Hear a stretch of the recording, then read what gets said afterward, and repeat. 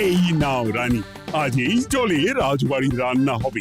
মহারাজ, আমরা সবাই চাই আপনি এই পানীয় জলের সরোবরের ব্যাপারে কিছু বলুন। কৃষ্ণনগরের মানুষের দীর্ঘদিনের ইচ্ছে আজ সফল হয়েছে। আমাদের রাজসভার সকল সভাসদদের জন্যে এতদিন পরে একটা পানীয় জলের সরোবর হয়েছে। প্রত্যেক সপ্তাহে এই সরোবরে বিজ্ঞানীর বানানো রাসায়নিক মেশানো হবে, যাতে জলে কোনো রকম জীবাণু না থাকে। এই জল রান্নার কাজে ব্যবহার করা যাবে এবং পরিশুদ্ধ করে বা ফুটিয়ে পান করাও যাবে। আরে সবাই দাঁড়িয়ে আছো কেন? হাততালি দাও, হাততালি, হাততালি।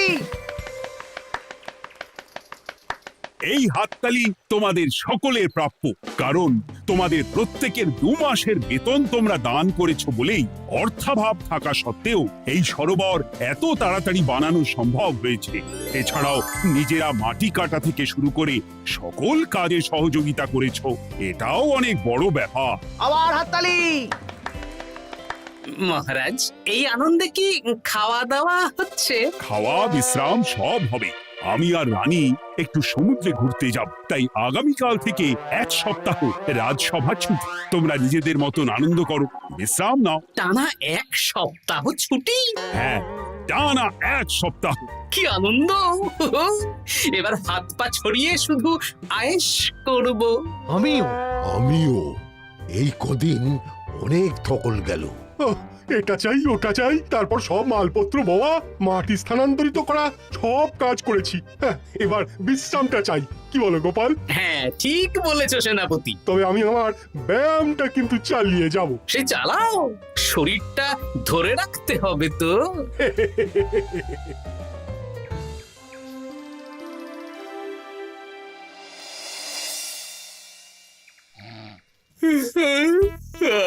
বলি এত ঘুম তো ভালো নয় গো, একটু ব্যায়ামও তো করতে পারো, বুড়িটা একটু কম তো। কি হবে গিন্নি, সুস্থ শরীরকে ব্যস্ত করে এই বেশ ভালো আছি, সুখে আছি।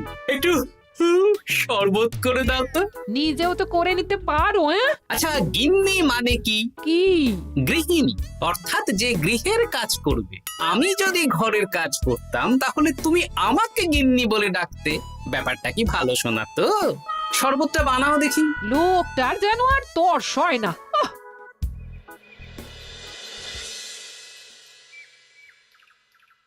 এই 137, হ্যাঁ 138, হ্যাঁ 139, হ্যাঁ 140। গিন্নি, কোথায় গেলে? কি হলো? তোমাকে সেই কখন বলেছি ডিম সেদ্ধ করে দিতে, করেছো? আরে বাবা, সকালে জামা কাপড়গুলো কেচেছিলাম, এখন ভাঁজ করে গুছিয়ে রাখছি। ওসব সেদ্ধ পরে হবে। পরে হলে চলবে না, ওটাই আমার নিয়ম।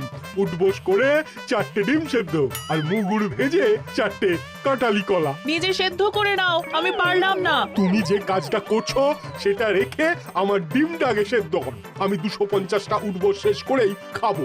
141, হ্যাঁ 142।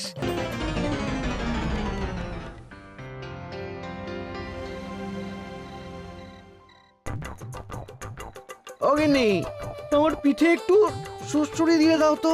আমি এখন সন্ধে দেব, ওসব সুড়সুড়ি টুসুড়ি দিতে পারবো না বাপু। তুমি তুলতুলে হাতে সুড়সুড়ি দিলে ঘুমটা তাড়াতাড়ি চলে আসবে। এই ভর সন্ধেবেলা ঘুমোবে কেন? যাও একটু পায়চারি করে এসো। না, এখনো তো পায়চারি না, এখন শুধু বিশ্রাম। দাও দাও দাও দাও, সুড়সুড়ি দাও, সুড়সুড়ি দাও। এই লোকটা জ্বালিয়ে মারলো। গিন্নি,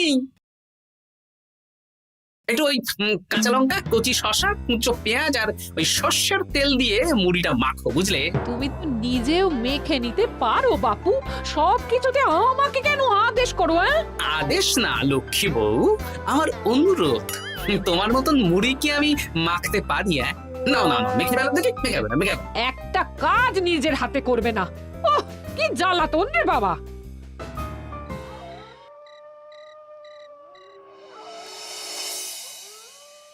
তরকারিটায় নুন একটু কম হয়েছে, বুঝলে গিন্নি? একটু ওই নুনটা দাও তো। এই সামান্য ব্যাপারে এত রাগ করার কি আছে?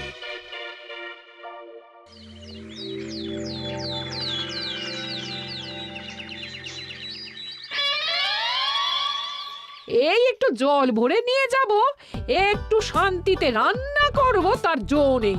কর্তা বাড়িতে আছে, আমার হাড় বাস জ্বালিয়ে দেবে। আমার দুঃখের কথা আর কি বলি দিদি ভাই, সারা দিন এটা ওটা বায়না তো ছিলই, কিন্তু এখন ছুটি পাওয়ার পর থেকে যেন বায়না বেড়ে গেছে। আমার কর্তা তো এমনিতেই আরাম প্রিয়, এখন দেখছি ঘর থেকে বেরোতেই চাইছেন না। সারাক্ষণ শ্বশুরে দাও, এটা খেতে দাও, হাত পা টিপে দাও। আর যদি না কথা শুনে উল্টে বলি নিজে করে নাও, তাহলেই বাবুর গোসা হয়। যদি অভয় দেন তাহলে ছোট মুখে একটা বড় কথা বলবো। বলো বলো। আপনারা একটা কাজ করতে পারেন, যখনই আপনাদের কর্তারা আপনাদের কিছু একটা কাজ করতে বলবেন তখনই বলে মুখ ঘুরিয়ে নেবেন, দেখবেন তারপর সেই কাজ নিজেই করে নিচ্ছে। কিন্তু এতে যদি রাগ করে? রাগ করে আর করবেটা কি, সেই তো দিনের শেষে নিজের ঘরে নিজেকেই ফিরতে হবে। বরং আপনাদের এড়িয়ে যাওয়া দেখে ভাববে আপনারা হয়তো রেগে আছেন, তেতে আছেন, সেই ভয়ে নিজেরাই নিজেদের কাজ করে নেবে। ঠিক বলেছ বুদ্ধির মা। সোজা আঙুলে ঘি না উঠলে আঙুল বেঁকিয়ে ঘি বের করতে হয়, না হলে ঘিয়ের বোতলে তাপ দিতে হয়। ঠিক বলেছো, তোমার এই বুদ্ধিটা বেশ ভালোই দিয়েছো। আমিও আজকে থেকে এই পদ্ধতিটাই অনুসরণ করব। বেশি কথা বললেই ভাবে বেশি পাত্তা দিচ্ছি, নিজের ওজন ধরে রাখতে হবে, যাতে স্ত্রীদের তপে স্বামীরা কাঁপে।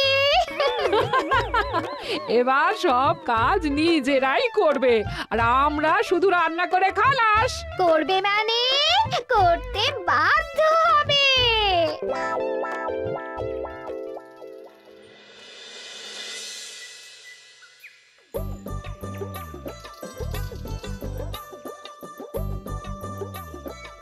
কই গো গিন্নি, বাজারের থলেটা ধরো। উফ, বাবারে বাবা, কি গরম, চাবিটা ফেটে গেল গো। কই গো, নিয়ে যাও। যা বাবা, কিন্তু কথাই শোনে না। আরে বাবা, আমি কখন থেকে হাঁকছি বাজারের থলেটা নিয়ে যাও, কোনো কথা কানেই তোলো না। এ নাও দেখো, তোমার পছন্দ মতন কই মাছ এনেছি, আজকে তেল কই রেঁধো কেমন। ওর কি, আমি স্নানে গেলাম, ভালো করে কষিয়ে রান্না করবো, হ্যাঁ, দুপুরে পেট ভরে খাবো। হ্যাঁ, এই তোমায় কি হুহু রোগে পেয়েছে নাকি? হ্যাঁ, যাই বলি তাতেই একটাই উত্তর, হুহু। কি মন্ত্রী মশাই, অনেক দিন হয়ে গেল আমাদের হাতে কোনো কাজ নেই। এখন কি আর গোপালের পেছনে লাগবেন না নাকি? দূর, অনেক তো পিছনে লাগলাম, কিন্তু ফলের ফল তো কিচ্ছু হলো না, উল্টে আমার বদনাম হলো আর তোরাও ফেসে গেলি। তাই আর না। তাহলে এখন কি হাত গুটিয়ে বসে থাকবেন? এখন সুস্থ শরীর ব্যস্ত করতে চাইছি না, বুঝলি?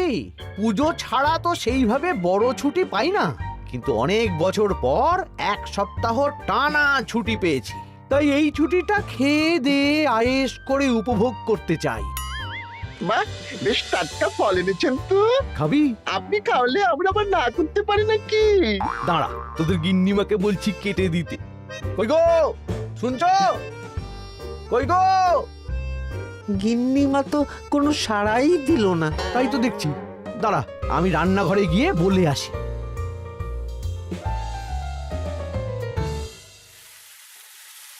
কই গো, শুনছো? বটা ঘটাকে কয়েকটা ফল কেটে দাও না, বেচারাগুলো খেতে চেয়েছে। আবার কি, না হয় তরকারিটা হয়ে গেলে কেটে দিও। এ তো মহা মুশকিল। দূর বাবা। কি বললেন গিন্নিমা? মানে মানে বলে মুখ ঘুরিয়ে নিল। হয়তো উনি ব্যস্ত আছেন, সেটা কোনো ব্যাপার না।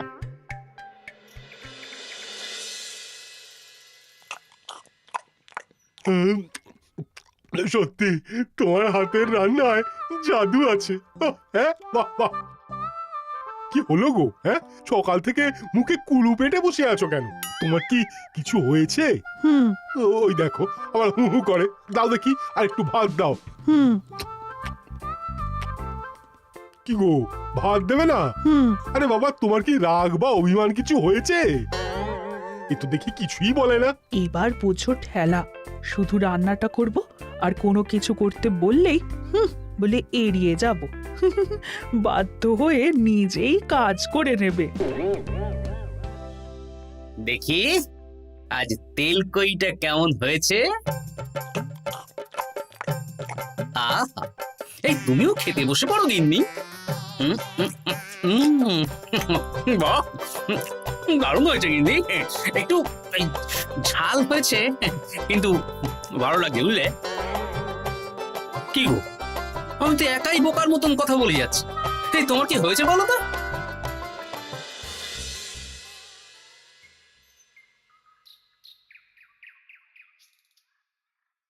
গিন্নি, মুদিখানা থেকে মাসকাবারি সব নিয়ে এসেছি।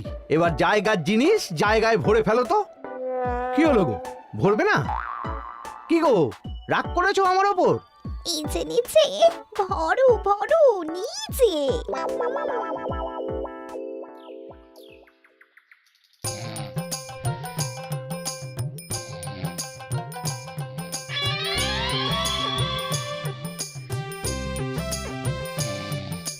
এ কি গো গিন্নি, দুপুরের এঁটো থালা, বাটি, হাঁড়ি, কড়াই সবই তো শুকিয়ে কাঠ।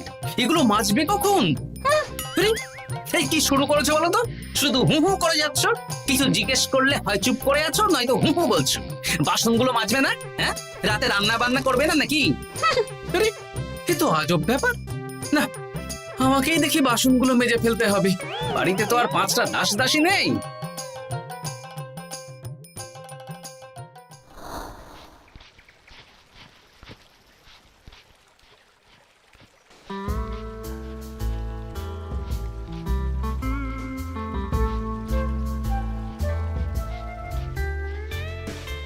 এ কি দাদু, তুমি বাসন মাজছো? কি আর করবো, তোদের দিদার রোগ হয়েছে। কি রোগ হয়েছে দাদু? হুহু রোগ হয়েছে, হুহু রোগ। সেটা আবার কি? আমি কিছু জিজ্ঞেস করলেই হয় চুপ করে আছে, নয়তো হু হু করছে।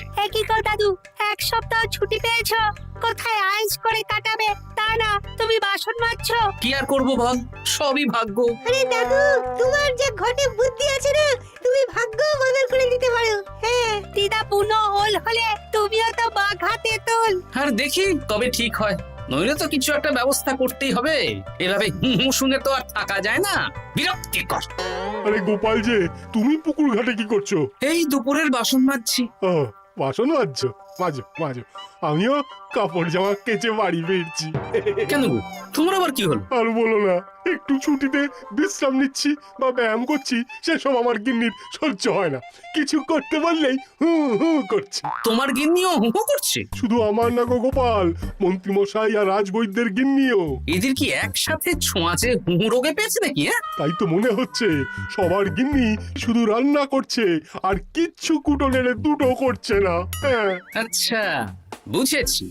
আমরা যে বিশ্রামে আছি সেটা এদের সহ্য হচ্ছে না। কি করা যায় বলো তো? আমাদের বউ যখন কাজ করছে না, তখন নতুন বউ আনতে হবে, মানে আবার বিয়ে করতে হবে। কি যাতা কথা বলছো গোপাল? মানে ব্যাপারটা হলো গিয়ে,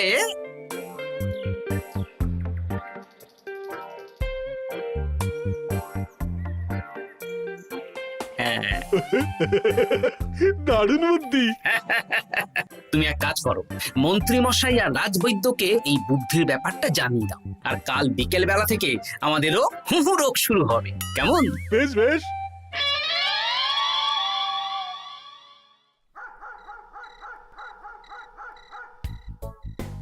অগিন্নি, বাসনগুলো সব মেজে এনেছি, এবার তো ওঠো। রাতে রান্না করবে তো?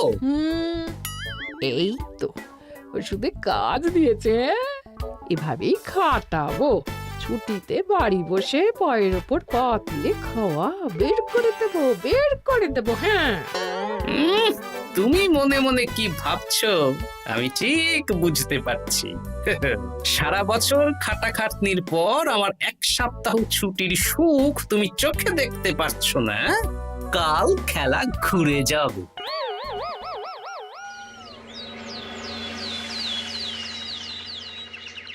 আজ থেকে আমার আর কোনো উপকার তোমাকে করতে হবে না গিন্নি। আমি নিজের ব্যবস্থা নিজেই করে নেব। হ্যাঁ, মানুষটা সেজে গুজে গেল কোথায়? হ্যাঁ, চললাম। কোথায় যাচ্ছি? গলায় মালা, এত সাজগোজ, কি ব্যাপার? বাবারে বাবা, আতরের গন্ধে ঘরটা ম ম করছে। এলাম। হুম।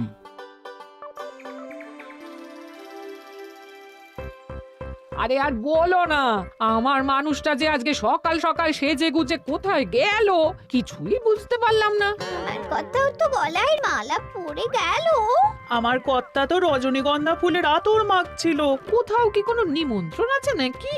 কিছুই তো বুঝতে পারছি না। আমাদের এই হু হু ওষুধে বেশ কাজ দিয়েছে, কি বলেন? হ্যাঁ, হ্যাঁ, এখন আর বেশি বায়না করছে না। একবার হুক করেছে আর নিজেই সেই কাজ করে নিচ্ছে। আমি শুধু রান্নাটুকু করি, বাকি সব কাজ ওকে দিয়ে করাচ্ছি। কিচ্ছু বলতে হচ্ছে না, বাধ্য হয়ে করছে। আমিও তাই। আজকে তো ভেবেছি খাবার ঢেকে রাখবো, নিজে বেড়ে নিয়ে খাবে। বায়না একেবারে গুছিয়ে দেবো। হ্যাঁ,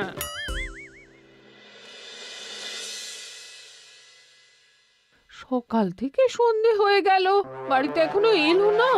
মানুষটা কোথায় গেল রে বাবা? এসো এসো নতুন গিন্নি, এসো। আজ থেকে তুমিও এই সুখের সংসারের সমান অংশীদার। এই এই এই এই এইটা কে? হ্যাঁ? তুমি একটু ওপর পড়ে এসেছো কেন? হ্যাঁ, নতুন গিন্নি, তুমি আমার পুরনো গিন্নির কথায় বেশি কান দিও না। আমি যা বলবো তাই শুনবে। তুমি আমার জন্য রান্না বান্না করে দেবে তো? আমি একটু একটু বায়না করব, সব শুনবে তো? তুমি বিয়ে করেছো? ও মা গো, আমার কি সর্বনাশ হলো গো!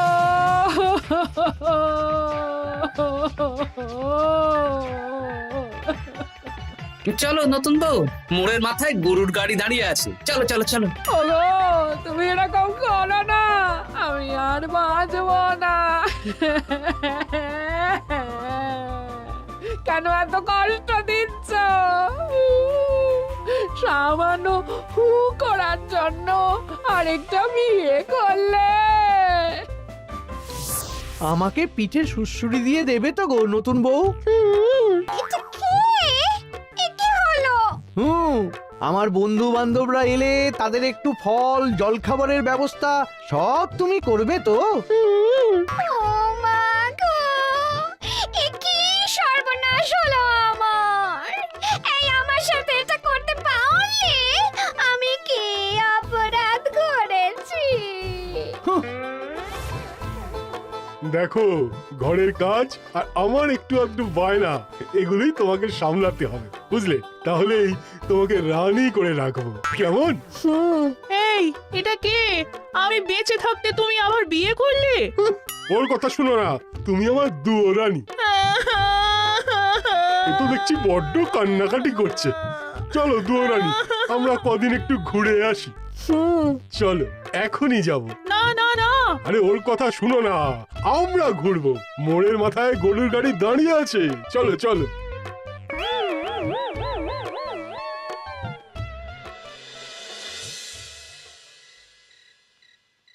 এখন আবার ঘুরতে যাচ্ছ? কি আর করবো বলো, আমরা সামান্য এক সপ্তাহ ছুটি পেলাম, ভাবলাম একটু আয়েশ করে থাকবো, কিন্তু তোমাদের সেই সুখ সইল না, তাই আমি মানছি আমি ভুল করেছি, তা বলে তুমি আরেকটা বিয়ে করে নেবে? ওকে মালা পরানোর সময় তোমার বুকটা একটু কাঁপলো না? আমার মুখটা মনে পড়লো না? এটা তুমি কেন করলে? আমাকে একটু বুঝিয়ে বলতে আমি আবার আগের মতো তোমার ছোট ছোট বায়নাগুলো পূরণ করে দিতাম। তার জন্য বিয়ে করলে? তুমি কি নিষ্ঠুর? হ্যাঁ? তোমরা সবাই নিষ্ঠুর। নিজেদের একটা স্ত্রী থাকতে আবার দ্বিতীয় বিয়ে। কি আর করবো, স্বামীর সামান্য আবদার স্ত্রী না রাখলে তো কোনো সংসারই সুখের সংসার হতে পারে না। অগত্যা এখন তোমরা যদি কথা দাও যে আগের মতন আমাদের ছোট ছোট বায়নাগুলো সামলাবে, তাহলে নতুন বউকে ওদের বাড়ি পাঠিয়ে দেব, আর আবার আমাদের পুরনো সংসার, সুখের সংসার ফিরে আসবে। সত্যি? হ্যাঁ, বেশ কথা দিলাম। দাও দাও মুখ পুরীকে বাড়ি পাঠিয়ে। মুখ পুড়ি নয়, পোড়া। এই যে সভাকবি, ঘোমটাটা তোলো তো। কটা ঘোমটা তোল। ঘটা ভোলা তার মানে তোমরা কেউ বিয়ে করোনি?